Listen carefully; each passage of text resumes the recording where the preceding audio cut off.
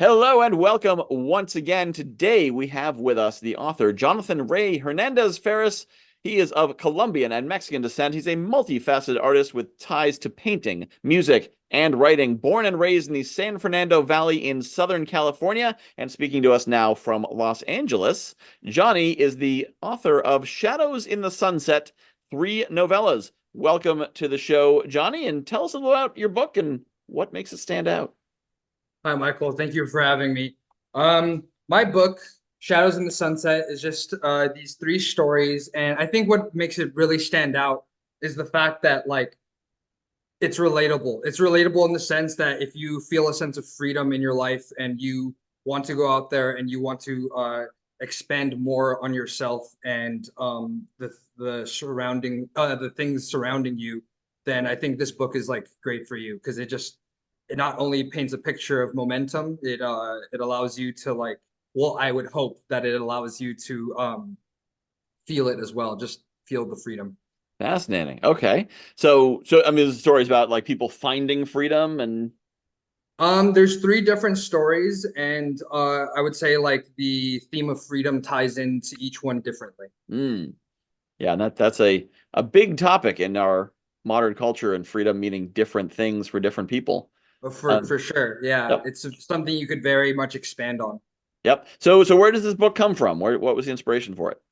The inspiration for it, I would like to say there's many, but this book was written pre-COVID, so before COVID, and I think we could all agree those were like memorable times, you know. But yeah, it was written before COVID. It was at a time when I was much younger and had a lot more free-flowing thoughts in everyday life, I want to say.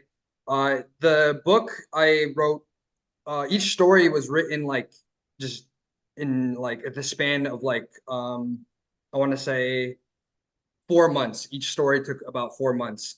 And not only did it just come from my head, it like came from my experience. I've lived a lot of these sentences, these stories, these paragraphs. I've lived them, you know. Okay. Powerful. Yeah. Um, and so in the notes say that each of the stories has different meaning.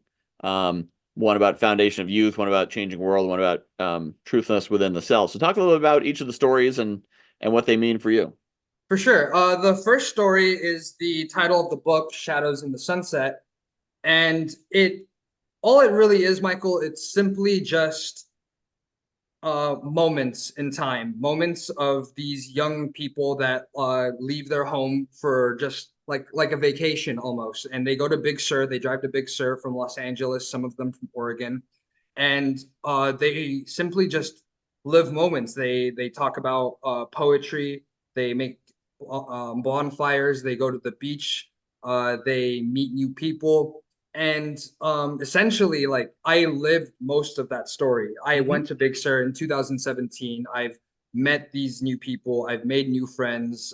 There were points in the adventure that were pivotal, such as like running out of gas, um, or just like I don't want to say finding ourselves, but it was very nice to be with everyone and being engulfed in ourselves and what we had to offer. So that's the basis of the first story, which is Shadows in the Sunset. And continuing off of that, the next story is called Underland. And Underland, before I continue with the story, I'd like to say where the title comes from. And I'm sure, Michael, you're familiar with the story Alice in Wonderland. Yep. Yeah, so in the story when you read it, someone tells somebody that the place they're in is called Underland, but Alice heard it differently and said Wonderland, you know? So that's where the title comes from, Underland. And what the story is, it's these two people who are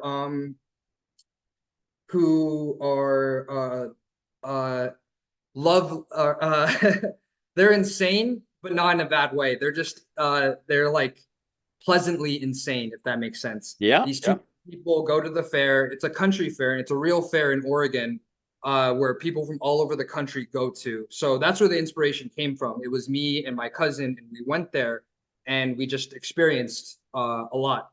And we even had fake names. You know, I was James, she was Summer, and those are the characters in the book. And it's about these two wacky characters just at the fair.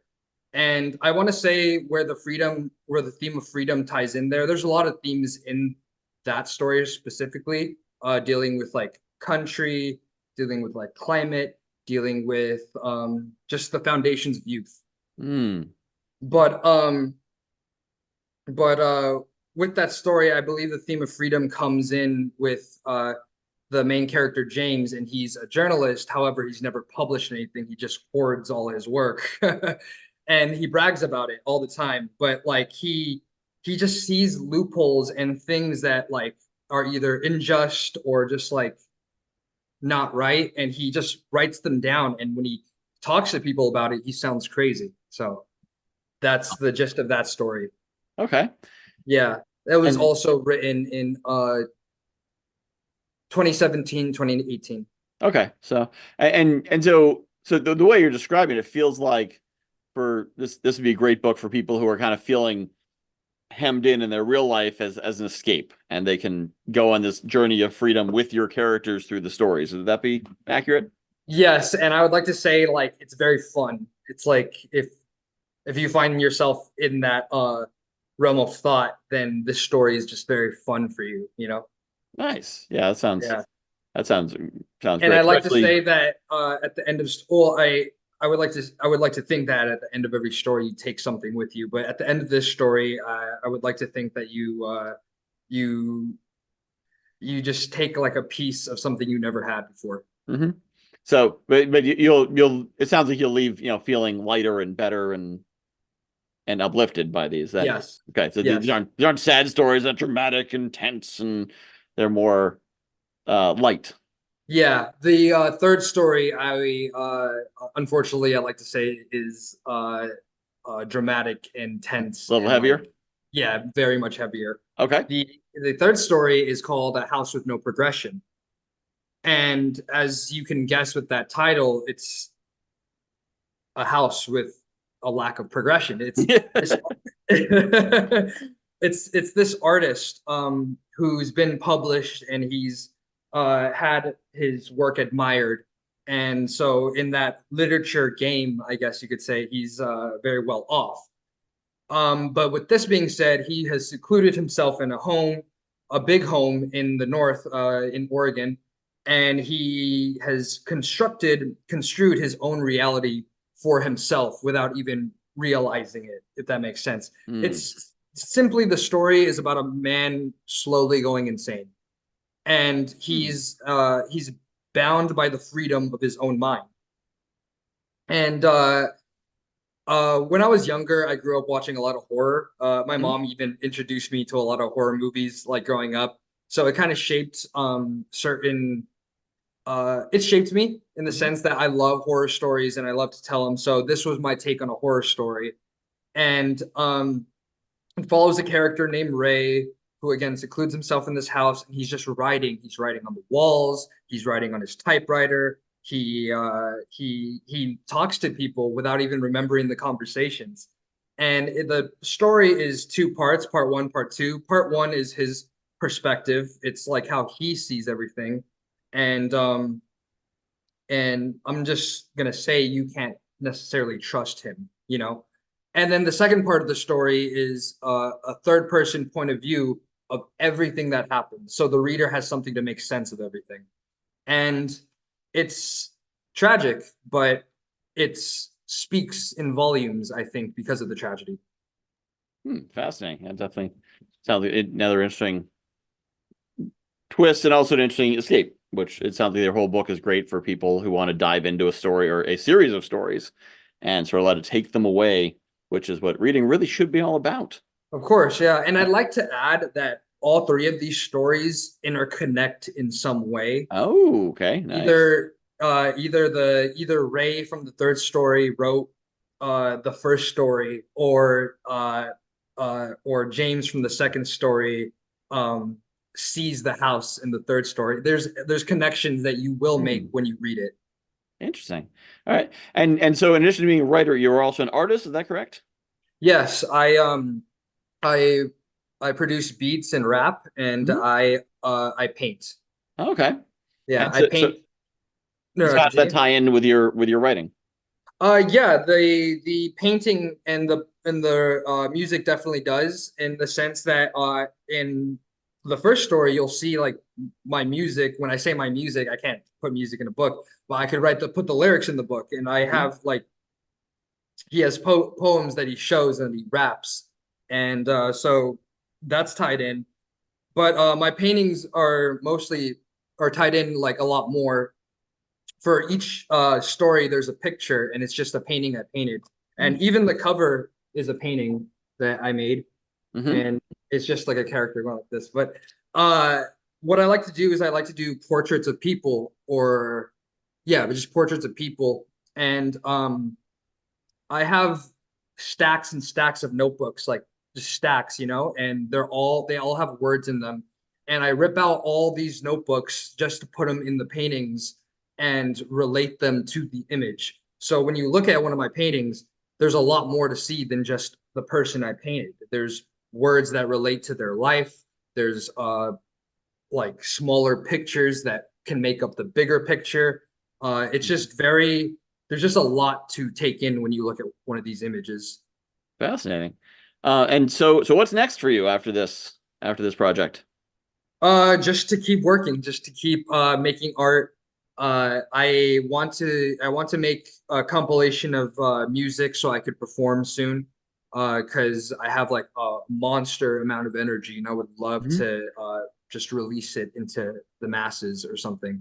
But to paint more specifically, I just moved into a new apartment, and I am setting up a whole painting area, and I'm looking for people to paint. I'm looking for more experiences to like draw into imagery, and I'm writing more.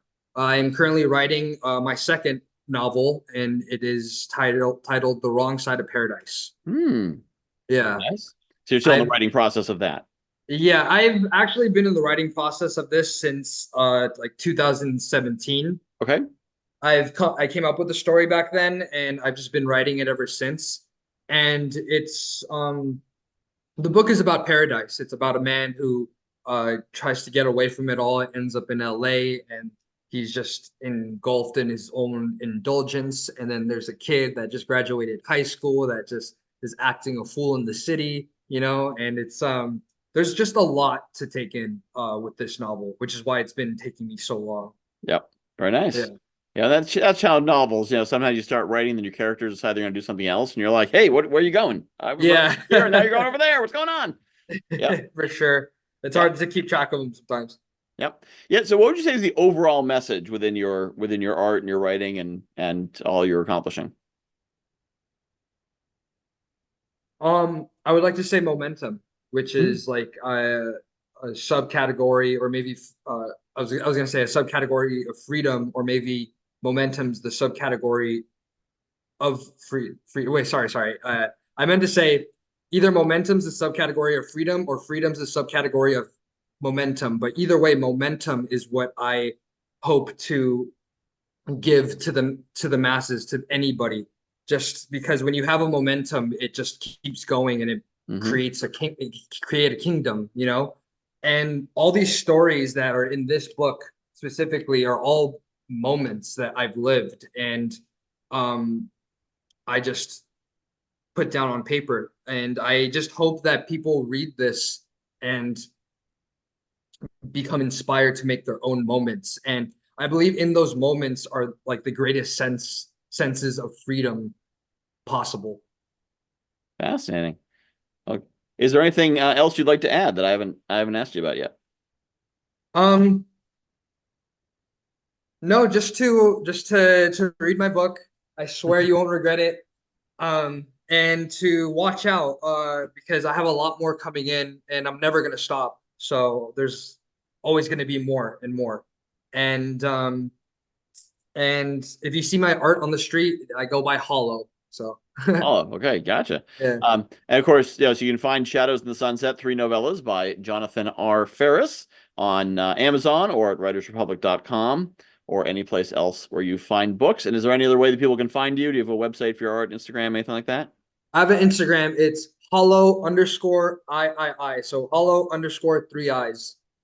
Hollow_I. Awesome. Yeah. Well, thank And you. and Yep. sorry, I just wanted to add, like you said, it's on Amazon, it's on the Barnes& and Noble website, it's on writersrepublic.com, all that jazz. And yeah, so if you ever see me out on the street, hit me up and I'll sign it for you. Even better. All right, just go to Los Angeles, walk around, look for Johnny. He'll sign your book. That's the way you do it. So Thank you I, so much, Michael. I picture in your next novella, I'll write a novella just about someone who's hears that in a podcast and somehow it latches on. That anyone out there's a writer. This is your story prompt. Somebody hears in a podcast that the author says, if you ever see me on the street, I'll sign your book for you. Their life falls apart and all they have left is, I need Johnny to sign my book. That's what it is. I'll find Johnny. He'll sign my book. I just need to walk around the streets, and then everything that happens after that. There you go. There's a I'll be writing waiting prompt for that you. It's free for anyone to use. But if you want to read some great stuff that's already written, Shadows in the Sunset, 3 novellas on any place you get it from Jonathan R. Farris. So thank you so much, Johnny. Thank you so much, Michael. Thank you for having me.